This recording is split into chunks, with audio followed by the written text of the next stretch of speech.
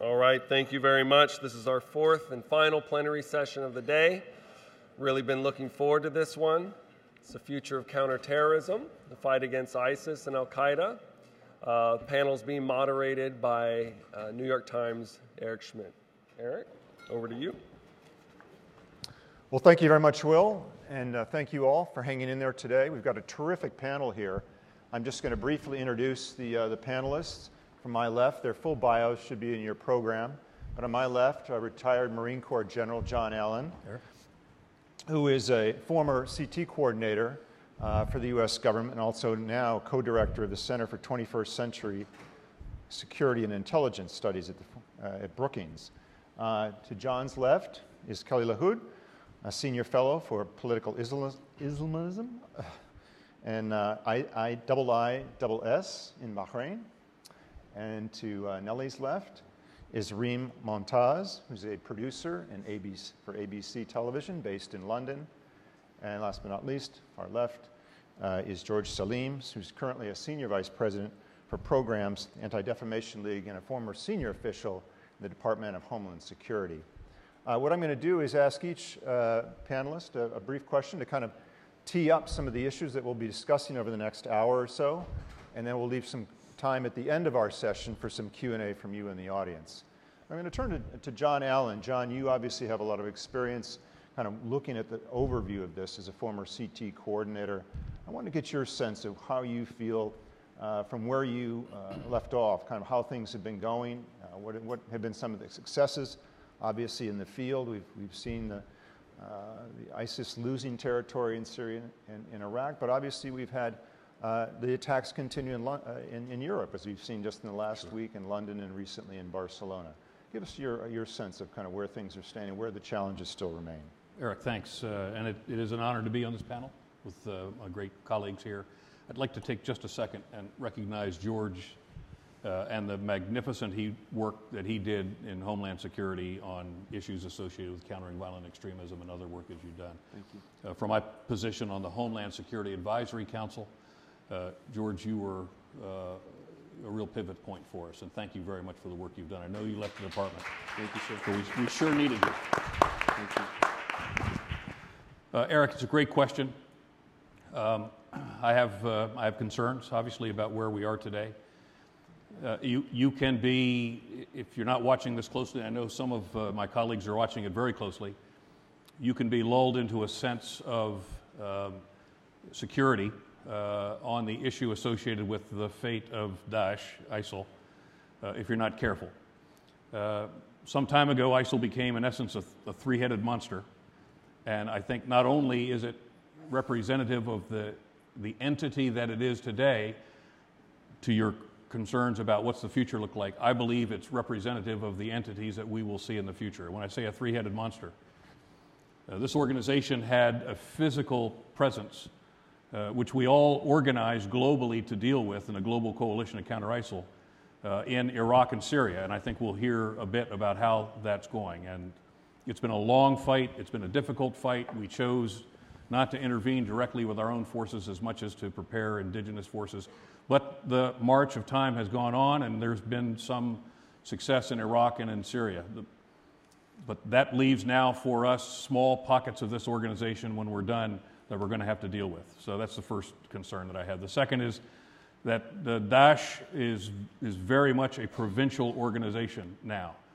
Salafi jihadist organizations, whether it's in North Africa, or whether it's in the Arabian Peninsula, or whether it's in the Russian Caucasus, or whether it's in the traditional region called the Khorasan in Afghanistan and Pakistan, and East, many of these organizations that previously existed put their hands in the air and became part of the caliphate. We're going to have to deal with those because they, in ways we had not seen before, have become networked, where before they were, in many respects, they were isolated. That's a development that is going to shape our future strategic approaches with respect to counterterrorism. And then the third of the three ugly heads of this creature is the global network which is emerging. And in this, I'm increasingly concerned. In ways I was not concerned about Al-Qaeda, but I'm always concerned about Al-Qaeda. That Daesh and future entities that look like Daesh are going to master capacities in rising capabilities of technology that we've not seen before. And what we have seen with the Islamic State is that it can communicate strategically, it can move resources regionally, and it can attack locally, and do so in a manner that's virtually entirely secure as a result of their capacity to use encrypted phone systems that were just not available before. So these are trends that we're going to see. We're going to see a globalized network that we have to deal with now as a matter of routine, and we have to expect that it'll be a globalized network that will ride on the Internet of Things and more sophisticated technologies. We're going to have to deal with these provinces over time as well, and as we deal with those, each one of those will be a regional approach for us, probably not in the way that we've dealt with the coalition. So we've got a lot of work still ahead of us. Reem, you've spent some time in the region as recently as this summer.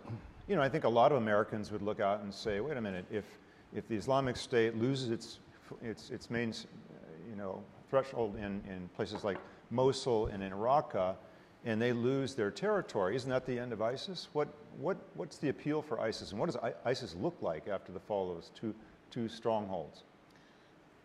Well, it's an interesting question. This summer in July, we had the opportunity to be in Mosul and in Raqqa covering the battle. And one thing that struck us was what the locals, the Sunni Arab population of these two provinces, were telling us. They were very grateful for ISIS being kicked out, but they were also pointing to extrajudicial killings and war crimes perpetrated by the Iraqi security forces, by the Hashd al-Shabi in Iraq. In Raqqa, we saw firsthand the tension between the SDF, YPG component, the Kurds of the US-backed forces fighting against ISIS in Raqqa, and the Arab local populations of the Raqqa province.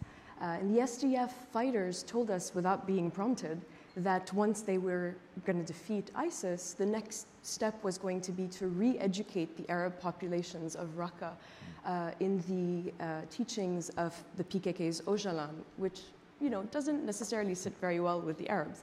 And so what this tells us is that the structural reasons that led to the rise of ISIS in Iraq and in Syria not only might continue and will continue to exist, but they've been exacerbated. There's also a sense among these Sunni Arab populations of disempowerment and disenfranchisement in the face of an ascendant, what they see as an ascendant Shia power in their own regions. And that is a real grievance that might lead to a resurgence of ISIS 2.0 as an insurgency. On the other hand, when it comes to Western foreign fighters and the appeal of ISIS beyond its territorial position, there is no typical profile of who in the West will either travel to the caliphate when the so-called caliphate existed, or will carry out an attack in their countries of birth. But there are three recurrent factors that we have been able to notice in our conversations with ISIS sympathizers, former ISIS commanders. The first one is that of social disenfranchisement. A former ISIS commander who worked in the external operations unit of ISIS, i.e. the unit that planned the attacks in Brussels and in Paris, said that the French fighters who are of Moroccan origin, who came to Raqqa and worked with them, said that they did not feel at home in France, that they felt that their parents were guest workers, first generation. They did not get the respect that they deserved, and they felt very ashamed of that. A second part is, and that's something we really felt when we were talking to people, is what I call a kind of perverse Islamic glorification. So these young people who live these lives of petty crime, and they're involved in drug rings and in prostitution, and really don't really have much of a good role in society, have now latched onto a prophecy of the Prophet Muhammad talking about a big confrontation in Dabiq to give themselves this role of restoring the glory of the Islamic Empire. Now, that being said, they never really point to which era of the Islamic Empire they're talking about. They don't talk about the prophecy of the Prophet warning the Ummah of the rise of something like ISIS. But that is part of what drives them. There is a bit of a religious component there. And then the third one is political disenfranchisement. Right after the Paris attacks, I was in Molenbeek, which is the neighborhood in Belgium where some of the attackers came from. And one of the friends of the attackers came up to me and said, "Why are you so mad that people in Paris were gunned down? Why aren't you this mad that children in Gaza are killed by the Israelis?" And I said, well, both are similarly shocking. And also I reminded him that I'm Lebanese, I grew up in Lebanon, and I went through a bunch of Israeli wars, so he did not have the moral high ground here, but that I felt that this was shocking. So the Palestine issue does come up. The US invasion of Iraq in 2003 does come up. The perceived cooperation or placation of Western democracies, of authoritarian regimes in the region does come up. And of course, the ascendance of Iran and the perceived weakness of the Sunni powers in the region does come up. And all of these factors seem to be continuing to exist. So it doesn't seem like these factors that have helped recruit these people are going to subside anytime soon. Nellie, where do you see the ISIS trajectory leading? And as Reem was saying, is ideology perhaps not as important a part to many of these younger fighters coming in now as other grievances, social grievances that are driving things? Looking back at the history of Al-Qaeda and the evolution of the Islamic State, I think it's helpful to look back and see and look for patterns, see what we've learned and what we might be able to expect. To start with, the main challenge that we are dealing with here is that we are facing groups that are destined to lose. They are not capable of winning. And that is, in fact, a very important challenge when we deal with groups that call themselves jihadism. They are incapable of winning, and the reason for their inability to win is because their ideology is highly rigid. Their ideology is what? Is highly rigid. It's a very rigid ideology that does not allow for pragmatism or consensus building. This means that when there are differences within the group, these differences can only translate through internal violent discord. And this is really the pattern that we saw with the evolution of the Islamic State from under the umbrella of Al-Qaeda. And when this internal violent discord takes place, the offshoot has no option but to be more violent than the parent group. And if we think back in terms of how Al-Qaeda was weakened, although the United States did a great deal of effort to weaken Al-Qaeda as an organization, the Al-Qaeda brand itself was not weakened by the United States. In fact, the Al-Qaeda brand continued to preoccupy the counterterrorism community until the Islamic State eclipsed it. And eclipsed it through more attacks, through more violence. And this is not just what jihadi groups do, this is what terrorist groups do. If they really want to prove their credentials, free yoga classes will not do. They really need to prove themselves through violence. Building on the points that General Allen noted earlier about these provinces or the wilayat that the Islamic State began to proclaim since late 2014, here the Islamic State has signaled or has started this project in late 2014, and it has about 39 provinces. They're not territorial, not all of them are active, but they span over 10 countries, and it also has what it refers to as not provinces, but the soldiers of the Islamic State, like in the Philippines, Bangladesh, Somalia, etc. And these are all active groups. They are part of the official orbit of the Islamic State. By official, I mean that they have been recognized by the official publications of the group. And in the midst of the Battle of Mosul in November 2016, the Caliph, Abu Bakr al-Baghdadi, comes out with a statement and tells his supporters that those of you who cannot actually make it to Syria and to Iraq, why don't you head to the provinces and establish God's precedence there and God's law? So what we see here is these provinces that are not organically connected to IS, in the sense that even if IS were to be defeated in Iraq and the Levant, they've got their own local circumstances and grievances. What is their option there? Their option, if they really want to make the IS core proud of them, they need to be violent, and they need to prove their credentials through violence. And as we have learned, if you really want to establish yourself even more, you want to attack the United States. If you want to prove that you are a global entity, they may want to attack the West as well. And here, I think, because there are so many provinces or wilayat, I think we have competition at play. And terrorism scholars, they speak about the outbidding process. And this is really where the danger is. I think what we are seeing differently now that we did not see, I mean, with Al-Qaeda, it was the patient, highly sophisticated attacks that could take years in the making.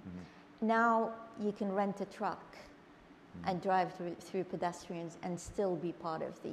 Well, George, let me ask you, so we have this kind of decentralization, number of provinces. Does that make it harder or easier for radicalization to occur? I mean, how do they know what brand they're going to go for? And to what extent does that have any traction here in the United States? Is people worried as they watch these attacks in Europe, and they worry, are we going to see another Orlando, or are we going to see another San Bernardino sometime soon coming out of what they see from this enabling or inspiration far away? It does, and I think that's the right question to be asked. And let me just also start by saying I'm thrilled to be part of a panel of both distinguished practitioners and scholars. So thank you for letting me be part of the conversation in general, and thank you for your comments to start. And let me jump right in, Eric, into your question as to the ease and sophistication of the attacks and how that manifests itself here at home. What we've seen, just to offer a few statistics for the audience, is that from the spring of 2014 through the end of July, this past summer, July 2017, in the U.S. domestically, the U.S. government has brought charges on just over 130 individuals. These are public statistics. Just over 130 individuals on charges related to material support or some type of terrorism-related charges. In that same period of time, both in the U.S. and North America and across Europe, there have been just over 50 successful attacks across Europe and North America. And by successful, there's been some type of physical event that's manifested itself. It doesn't necessarily mean it's resulted in a death. So what we've seen, picking up on the last point that Nelly made and Eric on your question, is the ease and sophistication has changed, and it's changed dynamically. And it's changed in the way that General Allen was referring to, through encrypted communications, through the rate and speed in which tactics and techniques become more available. And I think that's becoming more of the important story here, rather than what I think many in the analytical community have viewed as IS-enabled, directed-enabled, or inspired attacks. While those buckets or categories of understanding how and why people commit an attack, whether it's in Orlando or San Bernardino, I think you can put those aside to look at this analytically for a second, especially the domestic attacks in the U.S., and look at the rate and speed at which young people or individuals are consuming information. And I think that's a really prevalent factor as well. Let me stop there. Nelly, I want to come back to something you said about they're not winning, these groups are not winning. What does that mean now? I mean, in one way you could say, wait a minute, yeah, okay, they're not winning, they're losing territory, but they seem to be as strong as ever with their messaging. They're still able to recruit fighters, albeit in place. They're still gaining financing. So what do you mean by winning here, and how should both policymakers and the ordinary public view this? The point that I was trying to make is that these are groups that cannot achieve their political objectives. So right from the start, when it proclaimed itself as a caliphate in June 2014, even other jihadis, their jihadi competitors, realized that this was a lost cause. They're not going to really they're not going to actually be able to deliver on their objectives. So the point that I was trying to make is that it's not that we need to fear this global caliphate taking over the world. It's not going to happen. They don't have the ability to do that. The problem is, it is the mechanism of losing that is really highly threatening. And in the process of losing, this is where I think in the process of when Al-Qaeda got weakened and you have these other regional jihadi groups rising up to carry out the torch, this is where we saw the outbidding process. And this is where really, if you want to explain the rise and the ascent of the Islamic State, it wasn't really competing with the United States and the United Kingdom. Right. It was competing with Al-Qaeda. It really wanted to outdo Al-Qaeda, and it wanted to take the lead on the jihadi landscape. And in this respect, even on this level, none of the groups that had actually pledged allegiance to Al-Qaeda actually reneged on their allegiance to Al-Qaeda and joined the Islamic State. All the other groups that have joined the Islamic State are actually groups that were not part of the Al-Qaeda orbit. Mm-hmm. So I think it's helpful sometimes, and I think this is something quite important for the CT community to realize, that there are differences that are not exploited enough. And unfortunately, the main discourse has been on looking at the jihadi landscape as if this is an internally coherent landscape. I think the real solution to kind of weakening these groups is not from the outside world. The solution comes from the differences and the fragmentation within this jihadi landscape that I don't believe the CT community has managed to exploit to the extent that it should have. Well, John, you spent a lot of your time traveling around the world trying to encourage other countries to join up in this counterterrorism fight in a variety of ways, both kinetically on the ground and providing security forces, but also I think addressing some of the things Nellie's talked about. How do you get at this messaging? I mean, where do you think we stand today, and what more needs to be done in terms of tackling that? And if you just look at some of the places where we're, not just the Iraq and Syria that we're talking about, but Yemen and Libya, sure. Somalia. Well, the strategy, the counter-ISIL strategy had, as you may remember, 5 lines of effort, one of which was called the counter-narrative. And I think that for all of the work that was done in the other of the 5 lines, which was good work and pretty expensive work, the one where we were least effective, frankly, was ultimately dealing with the counter-narrative for exactly the reasons that Nellie said, because while they may profess a Salafi jihadi trajectory for whatever it is they're pursuing, there are local nuances to that which make it often impervious to a top-down driven strategy associated with the narrative. And as King Abdullah of Jordan once said to us as we were meeting with him, he said the issue in dealing with the counter-narrative is to do several things. You have to create a reality in the minds of those who are receiving this narrative that in fact it is not the narrative of Islam. And you have to create a counter-narrative that seeks to impart to the youth primarily of the reality of Islam as it relates to being a true believer. And then the third thing, of course, is that we have to master the technology associated with what gives them the capacity to expand that message. And we've really had a very difficult time with doing that. We've had messaging centers that we've set up. The Emirates was very helpful in this. The UK was very helpful in this. Nigeria was going to be cooperative in the context of Boko Haram.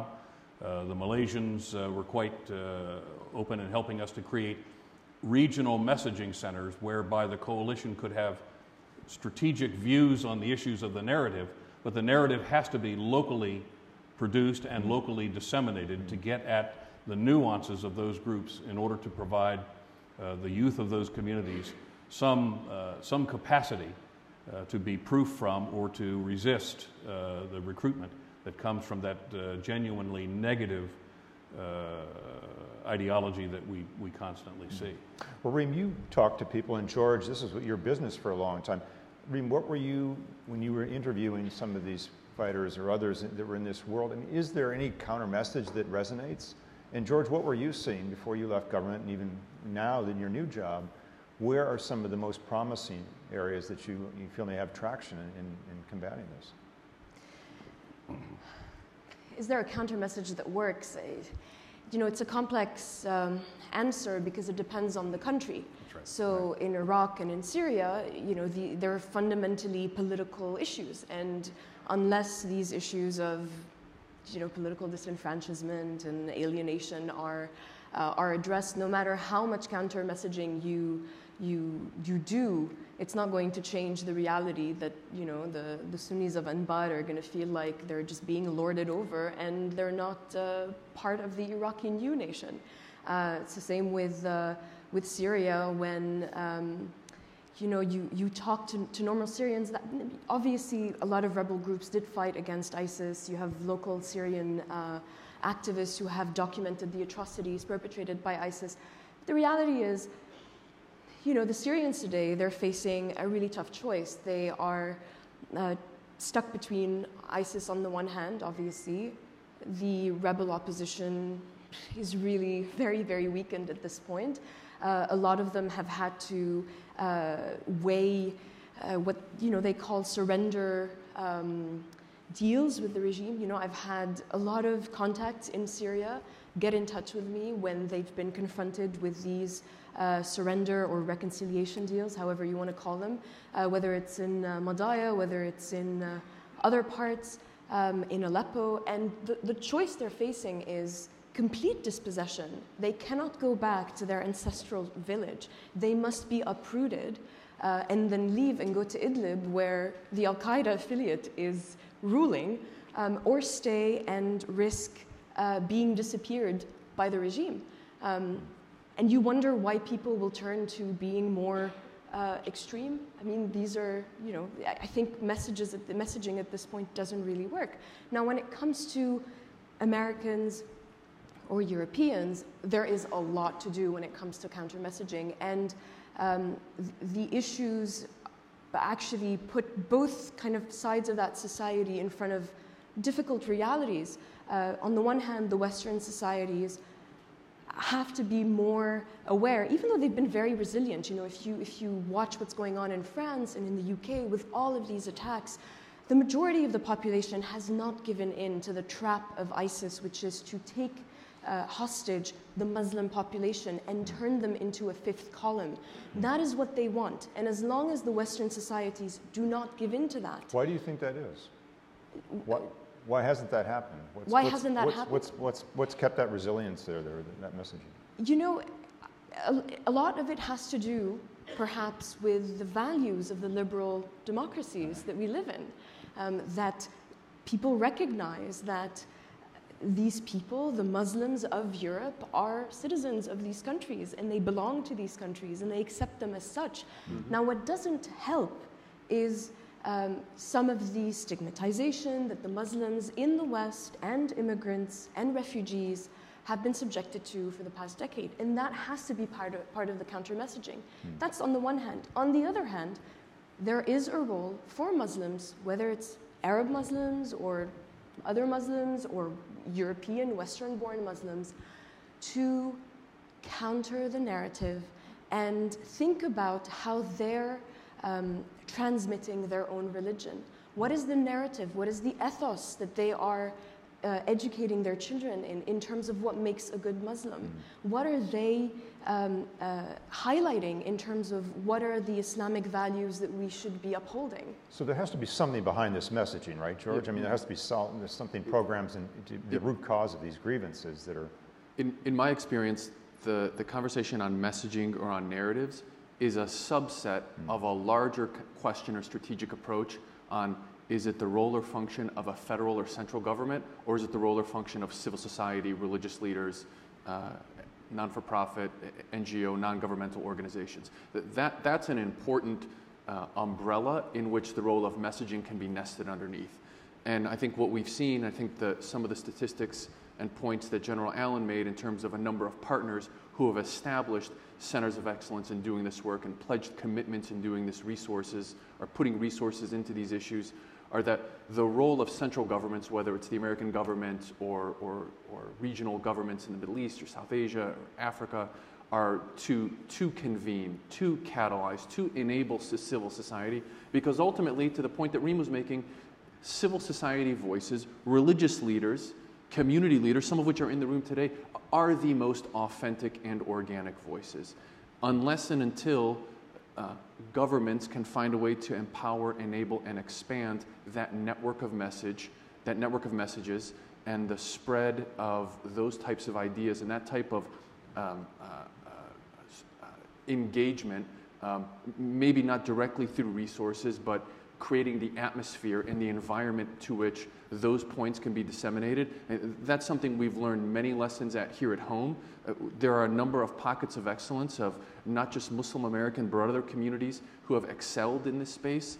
And the messaging is just, again, part of this broader subset of civil society, community leaders, and faith leaders of all stripes being able to take over this space and own it and customize it. Okay, and Nellie and John both, I think, want to address this. Nellie, go ahead. I actually would like to take a different take on this. I am more worried about government injecting energy into civil society and funding for this counter-narrative. I worry about this for one basic reason. The basic reason is that terrorism is a minority problem, not a majority problem. And unfortunately, the counter-narrative is really to address the mainstream Muslims. I happen to live in a Muslim majority state at the moment, and I see no problem as far as the narrative is concerned. But it would worry me a great deal if, for example, the government starts to get engaged and to start talking about religiosity and so on, because ultimately this creates a problem of a different kind on the domestic issues, and it ends up being women bearing the brunt of more kind of rigid sets of religiosity. So I think governments need to stick to what governments should do, which is good governance. And unfortunately, in many of these places where they're establishing these centers of excellence is because they want to avoid the real issue of political participation. I think political participation for young people in the Middle East is more important than listening to lectures on theology and why great Islam is a blah, blah, blah. So this is worrying for me, and I think it worries me because people seem to be thinking that this is really the way forward. What I do think the counter-narrative really works well is if we focus on what these jihadi groups are saying against each other. And the best counter-narrative comes from within jihadi rivals. For years now, for several years, we've been talking about, should we call it ISIL, ISIS, Daesh, etc. The best lie that really hurt IS is actually the one that Al-Qaeda said, which when it called it the group that calls itself a state. That really hurts. I mean, even on the issue of naming, Al-Qaeda was able to hurt the Islamic State in ways that all of the other countries that are still debating the name haven't been able to say it. There could be millions of, I could think of many other examples where really we did not capitalize on the very important narrative that really can undermine the Islamic State through using other, and it's not that we should really become pro-Al-Qaeda, it's more to be able to allow them to speak for themselves and to be able to point out the differences within these groups, because that in and of itself is a counter-narrative without us pretending that we are going to reform Islam and do things that mainstream Muslims don't need. John? Well, to Nellie's point, and it was an objective of ours within the coalition, was to de-emphasize, in fact, that the government had the leading role, actually, in this regard.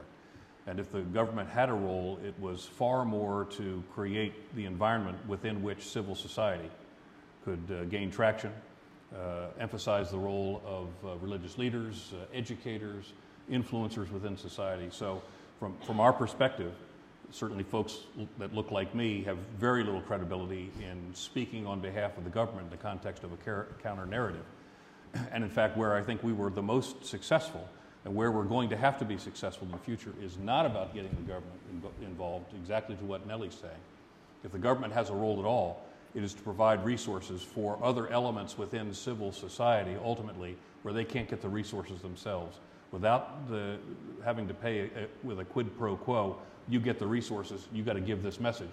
Now, what we've discovered is that many of these entities, pick the country, pick the region, pick the particular dimension of Islam that they're worshiping. They know their people. They know the mosques. They know the madrasas. They know the communities. And when we can give them the resources, ultimately for them to pick up the mantle of dealing with the counter-narrative, but more importantly, to create the strong narrative on behalf of the form of Islam that resonates well with that community, then it works. But a top-down governmental approach is almost always doomed to fail. Well, George, you've been working with governments on this point to see what might be applicable in the United States, but what's working out there in their communities? And to what extent are these programs, whether they're government supported, not government run, obviously, and to what extent do they need more resources to do this? What are the most encouraging trends that you've seen?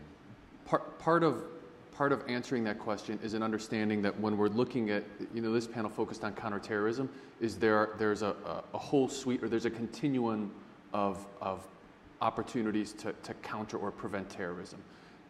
The most senior law enforcement, intelligence, and military officials from the United States and across the globe have said over and over again, we are not going to arrest or bomb our way out of this problem. That leads us to one simple conclusion, which is that there's a robust soft power and civil society response along the lines of what General Allen just described that's needed in this space. I mean, the previous panel on a number of cities and mayors, I wish the mayor from Vilvoorde would have been on the panel, because as Reem may have seen and other reporting has seen, a number of European countries have really pioneered in this space, reducing the number of foreign fighters to and from Syria and Iraq. A number of the civil society actors and local government representatives that are here today have pioneered this work at the local level of the Los Angeles County Mayor's Office, or in the Minneapolis City Council, or in the most local level of a number of different cities across this country. So what we've seen domestically in the post 9/11 period, with the creation of the agency that I spent just over a decade working in, is that as a government, we've spent the better part of 16 years, just after the 16th anniversary of 9/11, getting really good at preparedness and response to man-made and natural disasters. The federal government is really good at that domestically, and all you need to do is look at the past hurricanes and tornadoes and natural events in Texas and in Florida. What we haven't done as an infrastructure within the U.S. and abroad too is build and invest that same period of time and money into the prevention work, specifically focused on counterterrorism, and not just, and I need to underscore this, not just Islamist-inspired terrorism or extremism, both here at home, across Europe and other parts, but the domestic forms as well, to the type that we've seen most recently in Charlottesville, and other examples across the country where neo-Nazi, fascist, and other types of violent ideologies have resulted in the loss of life both in the U.S., Breivik in Europe, and a number of other places as well. Reem, you want to talk from the European perspective, what you're seeing? So to add to what George said, it's important to talk about prevention for sure, especially when it comes to the West and preventing further attacks. But it's also important to continue educating the public, and I'm speaking as a journalist who has to cover every single one of these attacks, to continue educating the public that no matter how good a job counterterrorism, security authorities are doing in tracking, preventing, arresting, the whole thing, all of these possible fighters, there will never be a zero chance of attacks domestically, whether it's in the US or in Europe. And we as societies must be prepared to live with that. We must be resilient. We must resist the need after every attack to point the finger at the Muslim population and say, do you denounce ISIS? I mean, when you talk to law enforcement, every time we have to do the reporting on who these attackers are, and we come up with information that they were known to security authorities, a lot of the time it's because the Muslim community they come from called the authorities because they were being weird in a mosque, or they were clearly talking to someone on the internet that wasn't good. And so there needs to be more public awareness also in terms of resilience and what the Muslim community is doing, not that it's doing a perfect job. Nellie, do you think that have the counterterrorism forces around the world, be they military, security forces, intelligence forces, have they gotten now to a point where you've reduced this threat to perhaps regional and certainly maybe by country threats, so now you're dealing with this resilience issue? And if you are, how resilient are populations, whether they be in the Middle East or in Europe, to this kind of a threat, where you can treat it eventually as another kind of criminal threat, a drug threat, those kind of things, where you can separate it from the transnational threat that I think many of these terrorism groups are trying to get involved in? Well, this is actually a very challenging question, and this is really to build on what Reem was saying and General Allen was saying earlier. I think technology is making connections much easier than before, and what Reem just said is we're not going to be able to defeat terrorism. It's always been there, and it will continue to be there. Where I think the resilience is going to be is to what extent are democracies going to be resilient in terms of their civil liberties and privacies. And here, this is where, for those of us who grew up in the Middle East and who appreciate what it means to have freedom when we came to the West, we feel very, very protective about our civil liberties when we are living in the United States and in other countries. And we really worry about losing this because ultimately, as Reem said, no law enforcement is going to be able to find out all the plots, about all the plots. And so we shouldn't set this expectation that somehow we'll be able to find out all of them. And in some instances, what can you do for people? How could the law enforcement community be able to prevent somebody from just running pedestrians in their car? How can you be able to stop that? So I think the expectations should change in terms of how we deal with terrorism if we are really going to be protective of our civil liberties and privacies here. John, do you see that as a sign of success if the terrorists are having to turn to blunt, to objects like trucks and cars and jumping out of these vehicles with knives and all, and that's the new kind of terrorist attack? I know governments, including the United States government, always have to be worried about the other end of the spectrum, the fear that they could still get a hold of nuclear material, chemical and biological and all. But is this kind of what we've really been seeing a lot in Europe in particular? Is this kind of the new face that we're seeing, or is there will there continue to be this spectrum that professionals have to deal with? We anticipated this the day we convened the coalition to counter ISIL. We anticipated that there would come the day, although it wasn't visible at that particular moment in 2014, there would come the day when, in large measure, we would physically defeat the entity that of the Islamic State as it existed in Iraq and Syria. And as we thought that process through, what we knew was the two things were going to happen. All of the foreign fighters who had come to fight in Syria and Iraq were going to have to go somewhere. And the likelihood would be they'd try to go back. But we also knew that the Caliph was going to seek to motivate a certain element of support within the indigenous populations, within the Muslim community of the populations of Western Europe. And the success that they've been able ultimately to achieve in that, whether it was a directed motivation or an inspired motivation, is, I think, a direct function of the various societies that we've seen in Europe, and they are different, and the way they treat their Muslim communities is different from one to another. I don't see it as a success that the attack occurs for the terrorists, for all the reasons we've said. We will never go to zero. There will always be some vulnerability in the way we're organized that a terrorist will be able to exploit. The terrorist wins when, as Nellie said, when we fundamentally change the open society of a liberal democracy now to begin to impinge upon the freedoms of the citizens of that country. Very importantly as well, the freedoms of the Muslim citizens of that country. So they win when that happens. And I think to an extent we're still grappling with how do we organize within the societies of the Western liberal democracies that can close, we've talked about this, close the seams that exist between the various entities responsible for security. And there are some substantial seams between intelligence entities, law enforcement entities, security forces, et cetera, ministerial level seams. We can close those seams not at the expense of the citizenry, but to prevent the exploitation of these wide gaps frequently within governance that the terrorists will typically use.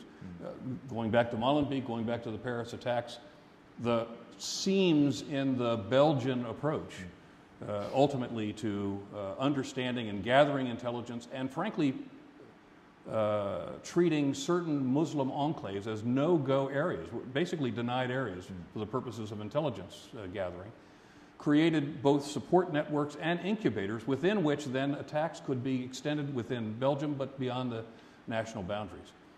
We have got to close those seams, and we can do much of that without impinging upon the freedoms that are have been so costly for us to purchase for our citizens. That's really, for me, the challenge. It isn't that the attack occurred. We don't want the attack to occur. They win, though, when the reaction to the attack is ultimately to take measures that begin to infringe upon the rights and the privileges of the citizens of those countries. Eric, can I jump in yeah, for just please, a quick second? Please jump in, George. On this theme of resilience and anticipation, I don't disagree with that fundamentally.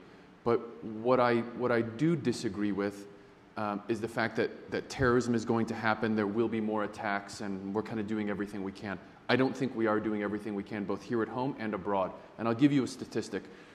There was a study of FBI cases of domestic attacks from 2009 through 2014. 80% of the cases of arrests or disrupted attacks, some person, sometimes from a Muslim community, sometimes a neighbor, sometimes a friend, sometimes a peer, a loved one, a classmate, a coworker, saw something, didn't necessarily recognize the signs of terrorist radicalization recruitment, and didn't know what to do with it. Didn't know who to report. Do I call the FBI? Is this police? Do I call an imam? Do I call a religious leader? And I've had conversations with scores of imams and Muslim scholars, both at home and abroad, who have said, I saw something, someone's behavior changed, but I didn't necessarily know what to do. Unless and until governments or civil society can start to step up and raise awareness and education on the signs of radicalization and recruitment, provide tools and resources on those things, and enable community, faith, and other leaders to do something about that. I, as a practitioner, am not ready to accept that attacks are going to continue to happen. I accept the fact that we need to continue to invest in being able to better answer the question, I saw something, but I didn't know what to do about it.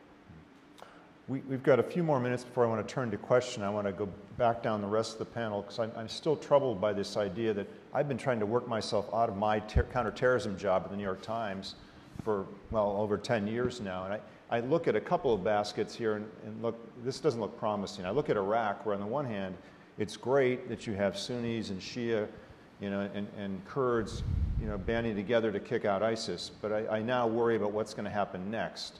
And we're looking at that pot, boiling over again, and the whole cycle starting over again. That's kind of on one side.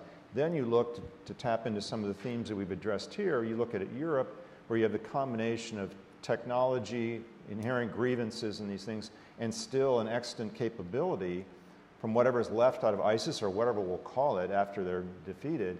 And they're still going to be rallying people to carry out attacks and have a prominent feature there.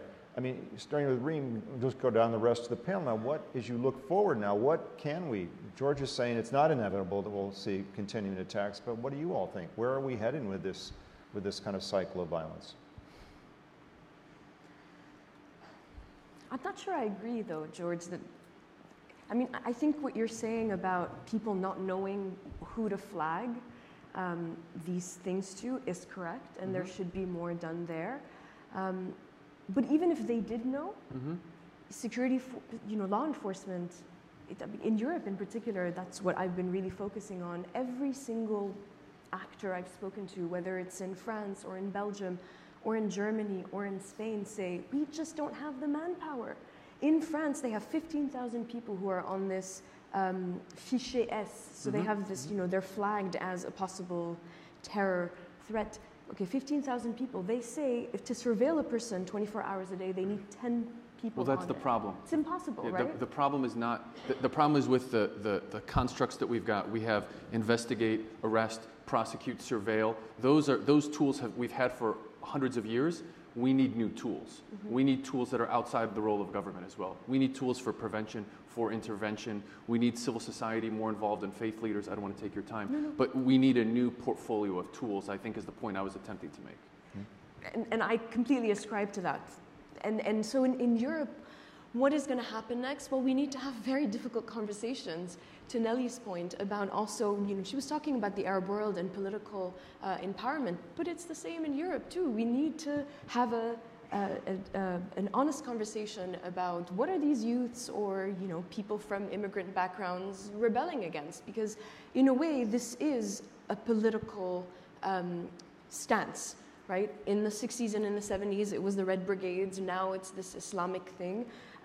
Not to run away from the religious component. The religious component exists, and it needs to be also tackled head on. But we need to also put all of that in perspective in terms of how bad these attacks are. And I as a journalist, we always have to sort of weigh this every time there's a small attack. Let's say there's a knife attack, right? One person is injured. Do we not report it? Do we have to report it? How much do we report it? Are we helping ISIS propaganda by reporting it? And so, this is a fine line that we still haven't figured out either, because we do play a role in sort of helping perhaps give these people who are maybe looking for some sort of glorification, maybe we're glorifying them a bit. So that's another problem we're having to deal with, that we don't have the answer to. And then, I go back to the first point about politics in Iraq and Syria and systems of governance. And if that is not dealt with, then we're still going to have, we thought Al-Qaeda was bad, then we got Daesh. Now we're thinking, what's Daesh 2.0 going to be? Is it going to be much worse? Right. Nelly, is it going to be worse? Whatever it is.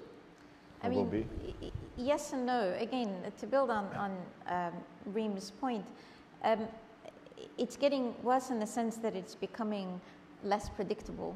Right, and more violent, as you said. And in a vulgar sort of way, even for those of us who study terrorism, we're not even impressed by that, because you don't even know, the terrorist attack from the criminal attack, the kind of they're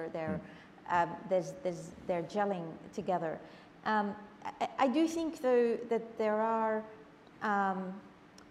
possibly some positive things to, or the optimistic Nelly is going to say that what IS has tried to do, and it achieved something quite impressive, and it couldn't keep going. So that ought to be a lesson out there for those who were going to try to do something a little bit more. But and also, in some respect, IS has done something positive about the fact that, for a very long time it was quite difficult to distinguish between what Al-Qaeda was saying about Islam and what other jihadi groups were saying about Islam.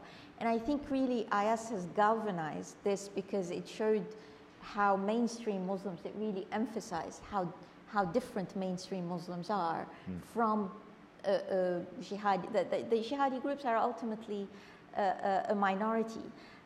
But unfortunately, there is still work to do in this respect. I mean, we had a panel earlier about still talking as to whether, Islam and democracy can still coexist. I mean, we shouldn't be even talking about these things, and unfortunately, we are still debating these issues. So there is still a lot of work to go, but there are also hopefully some positive aspects that we could look towards. And as I said earlier, these groups do not worry me per se, in terms of they are not the future of the world. What worries me about them is that they are a threat, because they are not the future of the world. They are threatening international peace by virtue of losing, not by virtue of winning.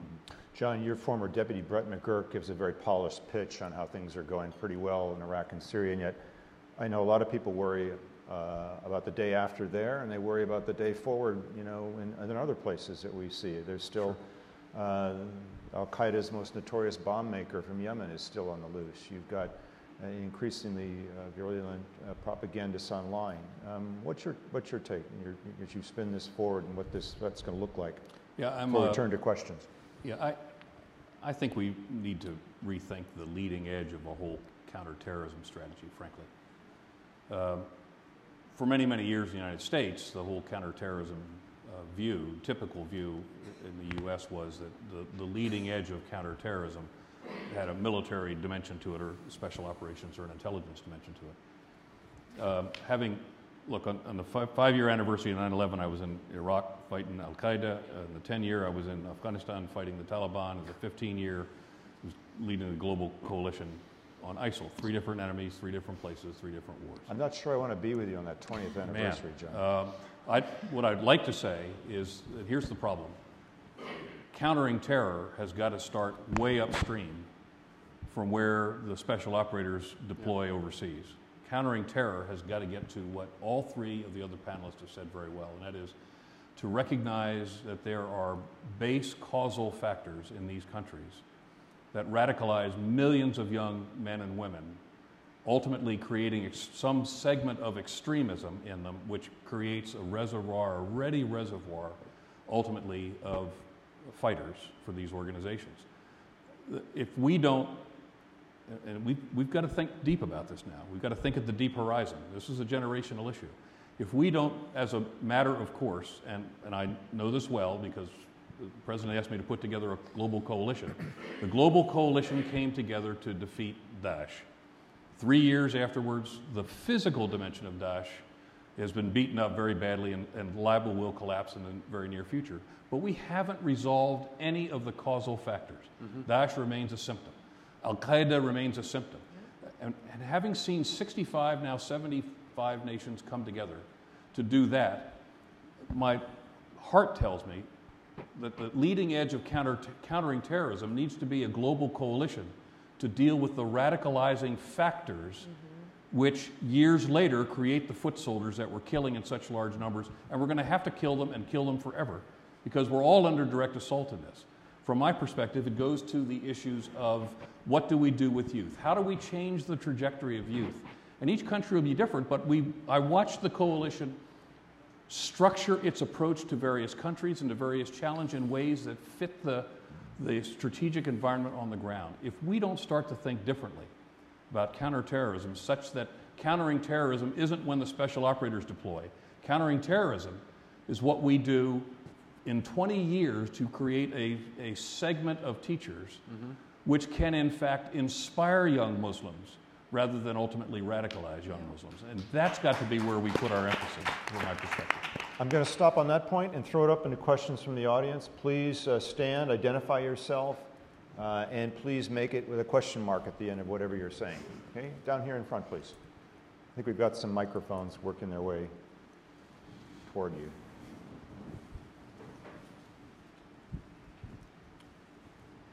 Thank you. Hi, my name is Joanna Saba. I'm with the City of Los Angeles, with the Mayor's Office. I'm currently leading the efforts to develop the strategies to mitigate risks of violent extremism, which includes a lot of what you've been talking about in terms of creating preventions, and a lot of the work that we're doing around creating networks of community-based organizations who can provide culturally appropriate services so that we're enabling multiple pipelines of referrals for parents, friends, neighborhoods outside of the CT space and outside of the law enforcement space. And so I very much appreciate the time that you're taking to share your expertise with us. And if I may just echo something that General Allen said, and really thank you, George, for being a pioneer and for paving this space for us. I have 2 questions. One relevant to the role of women.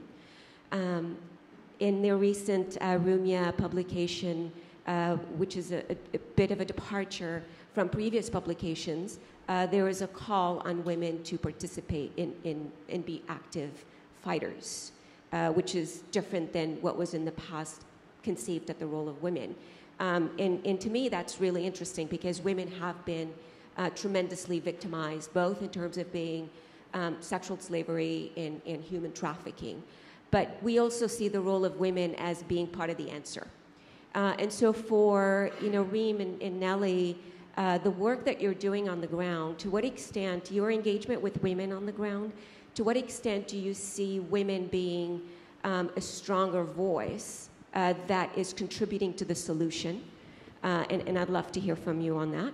And then my other point is really to General Allen and to George, in terms of our broader strategies, the extent to the domestic strategies that we're building and developing, to what extent are these strategies complementary to the global and international approaches? And I think part of our learning process has really been to engage with our counterparts in Europe through the Strong Cities Network that LA has been a part of and very actively engaged. We just spent 2 weeks in Europe back in May trying to learn these lessons. But in your mind, in sort of in envisioning that long-term strategy, where do you see the domestic approach fitting? Thank you. Nellie and Reem, why don't you start, and then we'll let George and John finish. On the issue of women, I've done quite a lot of work on this issue. Jihadi groups have a strong and very rigid position on sex segregation. They're not going to allow women to be as combatants. And I think we need to be very careful not to say that somehow they are going to change the role, because all their publications suggest that they will not allow them to be as combatants precisely because they care about sex segregation. Even smileys on chat forums are actually prohibited because they can't deal with the fact that women and men will interact. However, they can allow women to be suicide bombers, and suicide bombers are permitted, female suicide bombers, because they could be escorted through brothers or husbands and so on. And I think we need to make a distinction between that, because the idea of having female combatants would be imparting a progressive views to jihadi groups that they do not have and will not have. And the moment they will change their positions on women as combatants, this is when you're going to have a sexual revolution that the jihadis don't want to happen. So I agree with what Nellie said, but I also add something that we found when we looked at the Western women who've gone to join ISIS. When it came to Al-Qaeda, it was totally the jihadi bride. They went there to marry and have children. And it was a less, I don't want to use empowered, but it was an obviously less empowered role. With the women, the Western women who've gone to ISIS, we've seen recruiters, female recruiters online, reach out to other Western females who might be susceptible to joining ISIS. And one thing has always stayed with me. We saw this about 2 or 3 years ago. L'Oréal, which is a French makeup company, has this slogan called "Because I'm Worth It." And among these female recruiters, they were using the ISIS women, the slogan, "Because I'm worth it," i.e., I come to the ISIS, to the so-called caliphate, and I am treated not as a sexual object, but as someone who will play a role in building the righteous society because I'm worth it. I have to wear the hijab because I'm worth it. It's an interesting spin on that narrative. That's on the one hand. On the other, you're making me think about a Western woman. She was an Arab Western. I can't say which country she's coming from because she's still in Syria. Someone we've been in touch with, who went with her husband and her 2 children. At the beginning, we thought maybe it was the father who took the kids and the wife with them. And then we realized the radicalizing person was the wife. She's the one who radicalized the husband, took the 2 kids. The 2 kids are girls. They were 2 and 5 years old. They had a 3rd kid over there. And you speak to her, and she has never apologized. She has never shown any remorse for what she's done. She really believed in the mission that she went for. So I would be loath to say that women who've gone to ISIS are all victims. They are not. Of course there are victims. Of course there are people who are completely fooled. But some of them, you know, are political, have a political consciences. And this is what they've decided to do with it. On the other hand, I think you're asking a question of how women can counter ISIS. Of course women have a role, because at the end of the day, they're the primary educators, especially when it comes to Syria and Iraq. So of course they are grounding forces. But we also have to support them, right? They need to be educated in order for them to be able to educate their kids. So when women are disempowered in societies, then, you know, they can't really be a rampart against the radicalization of their own children. Let me turn to George and John for the final comments. Well, I think women are absolutely essential to the solution. And where it's been a very unlevel response by the countries based on their own sense and consciousness of their traditions. In Afghanistan, to the extent that I possibly could, I pushed as much resources as I could towards women's civil society groups. I worry a lot now that since the preponderance of the American and European presence in Afghanistan has departed, that we've lost ground in that regard. And I think part of the West's partnership with nations that have substantial radicalization problems, part of that partnership has got to be a partnership to empower women as much as we possibly can. You know, one of the things that we learned about de-radicalizing returning fighters was when we got mothers involved in talking to the returned fighter, we had an effect on the de-radicalization process in ways we could never have done just with an Imam or a Mullah or some other person in the fighter's life. The role of women in those societies is enormously powerful, and I think we have a lot more work to do to try to empower them in that regard. And to Joanna's point, first, you know, well done to LA for the great work that you all are doing across so many important areas. I think there's tremendous opportunities for cities in the United States to set the example for cities, but more broadly countries overseas. And just a very quick note on this. We discovered, for example, in the Balkans is actually quite a soft underbelly for Europe in the context of hotspots of radicalization and the movement back and forth of fighters. But the good news is that many of the leaders of Balkan states reached out to the United States, and we sent elements out of the Department of Justice to go to those countries to help them to formulate laws that criminalized certain kinds of radical behavior that they could never have had before. They didn't have CT laws, they didn't have laws about foreign fighters, they didn't have laws about proselytizing radical Islam, etc. And we were able to help them to generate legislation that gave them the government's capacity to protect their citizens. Those are the kinds of partnerships that we ought to be looking for. And I think the more that we can avail countries overseas that are willing to be susceptible to the influence and the partnership, we should be doing it. George, you're going to get the last word. No? On the panel, we can go to another question. I don't have anything to add to this. We're just out of time, so if there's anything else you wanted to address from thank you. And let me just pick up on the last point. I completely concur with the notion that it is a networked approach. And I think that part of what we saw in the early time right after 9/11 was this theory that it takes a network to defeat a network, whether you're talking about Al-Qaeda or other Sunni extremist groups across the globe. And in the past 15, 16 years, there has been this evolution of different networks, Strong Cities and other civil society and the coalition and others. There has been a host of networks. I think there continues to be a need for a proliferation of those type of networks and long-term sustainable planning of those networks, of religious leaders, of faith leaders, of civil society leaders, of mayors. There's the beginning of that infrastructure now, but to close on the point that General Allen made earlier, we need to imagine what those networks will look like and how to plan for their sustainability over the next 20 years. And unless and until we can start to put in that long-term planning with our people, with our budgets, and with our strategy, we're only going to be nipping away at the problem today, tomorrow, and next month. One last real quick comment. Yeah, I would just say that, as I'll reiterate it, the leading edge, this whole panel's about the future of counterterrorism. The leading edge of counterterrorism in the future has got to be about the issue of radicalization and reducing those causal factors of radicalization. CT can't be about fighting. CT has got to be about resolving the human factors associated with what radicalizes millions of people. We're out of time. The panelists will be here if you have individual questions, but I'd like you to please give them your thanks for a terrific panel here. Thank you. Thank you. Well done.